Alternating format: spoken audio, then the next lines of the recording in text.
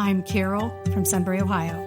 I'm a Republican, but I don't care who does the job as long as the job gets done. That's why I like Sherrod Brown. He stood up to both parties on China and worked with Republicans to fight fentanyl because Sherrod fights for Ohio. That's leadership. Paid for by friends of Sherrod Brown. This episode is brought to you by Allstate. Some people just know they could save hundreds on car insurance by checking Allstate first. Like, you know, to check you have the tickets in your wallet first before you drive 2 hours to the big game. Seriously, you had one job. Now the closest you'll get to the 50-yard line is parking lot D. Yeah, checking first is smart. So check Allstate first for a quote that could save you hundreds. You're in good hands with Allstate. Savings vary. Terms apply. Allstate Fire and Casualty Insurance Company and Affiliates. Northbrook, Illinois. At Sierra, discover great deals on top brand workout gear, like high-quality bikes, which might lead to another discovery. Getting back on the saddle isn't always comfortable. Good news is Sierra has massage guns. And chafe wipes, too. Discover top brands at unexpectedly low prices. Sierra, let's get moving. What's good, boys and girls? 2 Footed Extra on Monday, October 7th. Hope you're all well. We unfortunately are coming to you with bad news. A footballing giant has passed away today.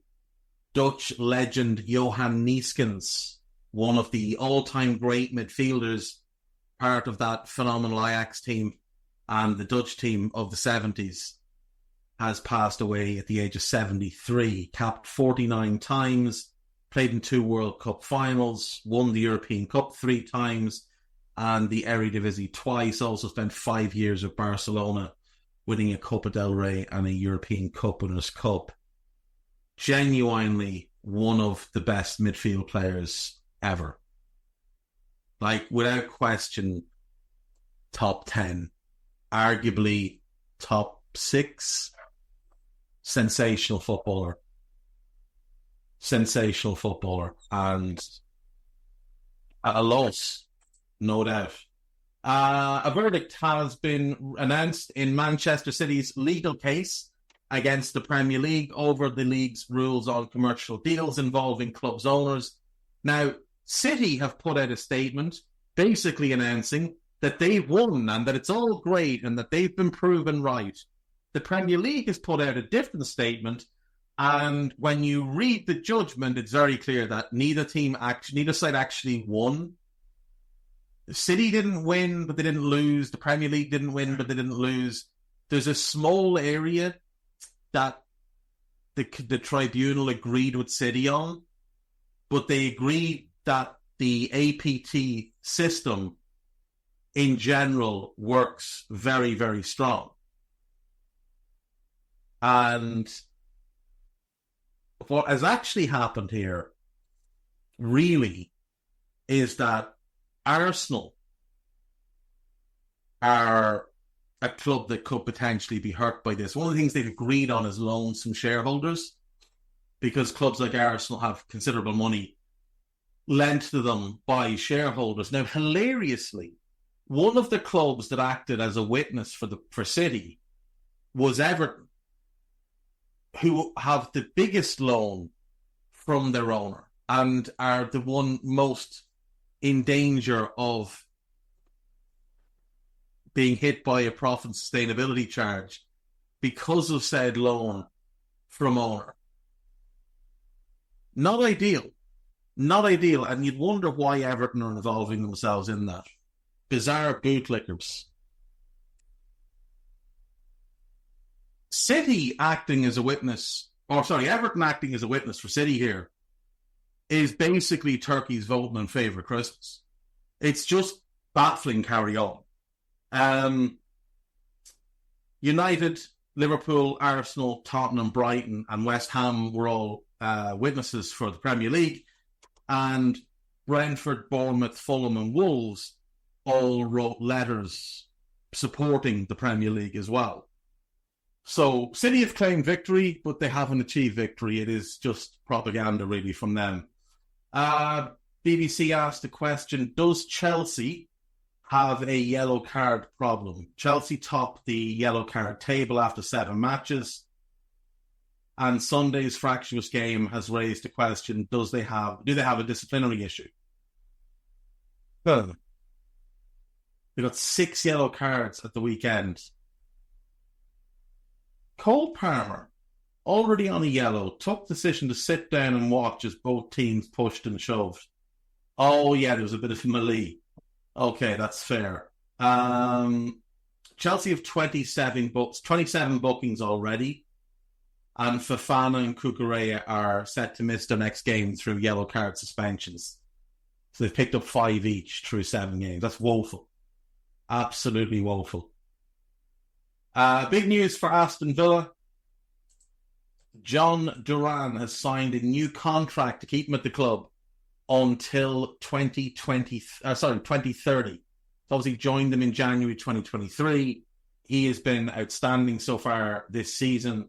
He's an outrageous talent, and that is brilliant news for Villa to get him tied down. Liverpool have announced an extension for Jarrell Quansah, and it's believed one for Ibu Konate is to follow shortly thereafter. And according to the BBC, Gary O'Neill is safe in his job at Wolves for now. We'll see. Rightio, I'll be back after this break. Right, welcome back. So we will run through 2 days' worth of gossip and see what's what. Al Nassr and Portugal forward Cristiano Ronaldo is urging the Saudi Arabian club to sign Kevin De Bruyne when his contract with Man City runs out next summer. I can understand why. I mean, he's arguably the best passer of the ball in the world. He'd make a lot of opportunities for Cristiano, who, only really cares about scoring goals. So it would make sense to get a great playmaker. Yeah, fair. Manchester United are interested in appointing Xabi Alonso and are willing to wait for the summer. Yeah, and, I'm interested in playing in goal for Real Madrid, but it's not going to happen. So, it's the same thing. Aston Villa defender Pau Torres is a target for Manchester United, who are prepared to offer close to 42 million for the 27-year-old defender. Now, if I'm not mistaken, Villa paid more than that for Pau Torres, who has gotten better since going there. Oh, Villa only paid 32 million. Okay, so it is a profit, but it's still not going to be nearly enough. Saudi Pro League club Al Ahly want to sign Mohamed Salah and Virgil van Dijk when their contracts run out at the end of the season. Right, this is from Caught Offside. Jason Pettygrove, I'm afraid you have made yourself out to be a spoofer. Poland striker Robert Lewandowski has an option to extend his contract at Barcelona beyond next summer if he meets certain criteria, which is expected to achieve. I think it's basically just minutes played. Barcelona are considering sending Ansu Fati out on loan in January. Max Eberl says contract negotiations are ongoing with Jamal Musiala, and he's very confident over a positive resolution, which, you would expect to happen. Southampton are set to give Tyler Dibling a new contract to reward the progress made by the young player who's attracting growing interest from other clubs. They can give him whatever contract they want. When someone puts a big offer on the table in the summer, he'll be gone. Manchester United have received Premier League approval to sign Cheeto Obi-Martin, who represented England and Denmark at youth level.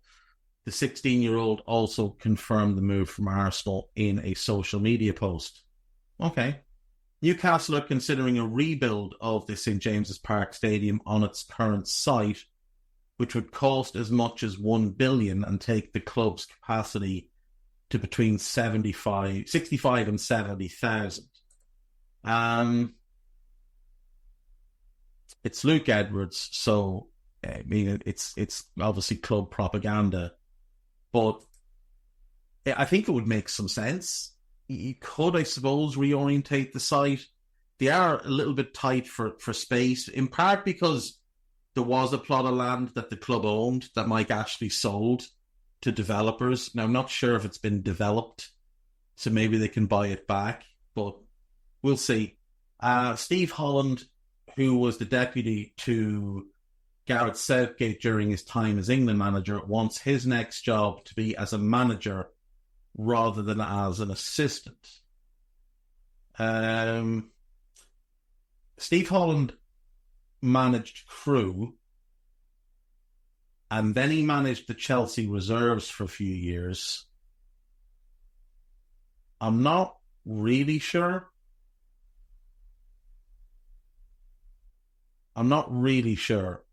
He worked at Crewe for a long time under Dario Gradi. And then when Dario Gradi, I think, retired, he got the job. It didn't go particularly well. And then Grady took back over. It's all a bit weird. I remember it was really, really weird at the time. They'd been like getting him ready for years. I think he was an academy coach for about 15 years and an assistant and all that. And they'd been building him up to be the next guy to take over. And Dario Gradi managed a Crewe from 83 to 07. Then took over from Holland in 08, and then took back over in 09 to 2011. So you're talking nearly 30 years, 24 years, then 3 plus 6 months, so 27, 28 years. And they had hoped that Holland would carry that on, and it didn't happen. So we'll see what happens. He was once a very highly regarded coach, though. He just won't be managing Ben White anytime. Real Madrid are planning to sign Trent Alexander-Arnold on a free transfer next summer, but might move for him in January with Dani Carvajal sustaining a serious injury. So Dani Carvajal's got a torn ACL and I think a torn MCL as well and is done for the season. And given he's 32, pushing 33, that might be the last great football we see him play. Credit to Real, they've immediately given him an additional year on his contract, which is a very positive thing to do in the wake of such an injury. But it's going to be hard for him to get back to the level he's been at, because it's a year to recover, a year then to recapture, at which point he's going to be 35, really. That's going to be tough. Liverpool are progressing in contract talks with Joao Kwanza. That one's done. The Canate one is expected done. Paul Pogba is in talks with Juventus aimed at ending his second stint and making a fresh start after his doping ban was reduced. Yeah, so Paul Pogba was initially banned for 4 years. That was reduced to 18 months, and he is eligible to play again in March, can begin training in January. Wolves do not intend to sack Gary O'Neill and will give him time turn the club's fortunes around despite their poor start. That is John Percy. If it's John Percy, you can take it to the bank. I just think they have to consider it. I really do. If there's someone you can get, go and explore all avenues. Don't be tied to this at all.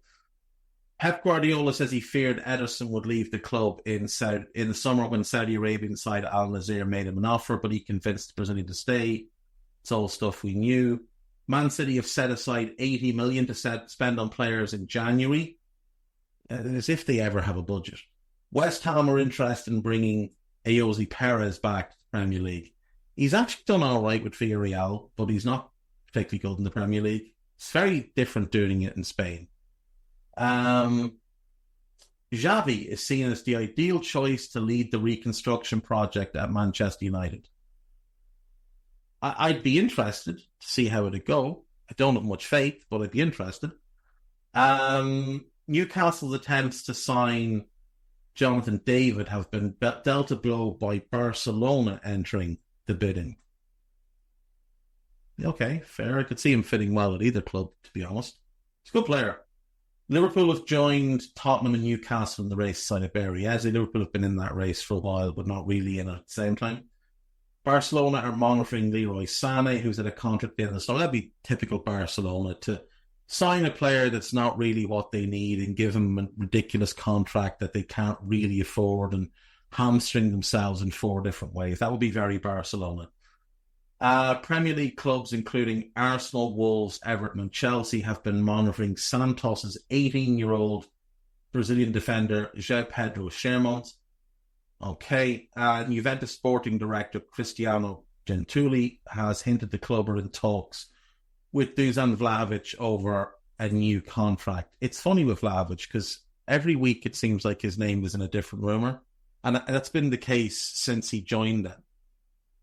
It's very, very weird. Right, that'll do me for today, folks. I'll see you all tomorrow. Take care. Bye-bye.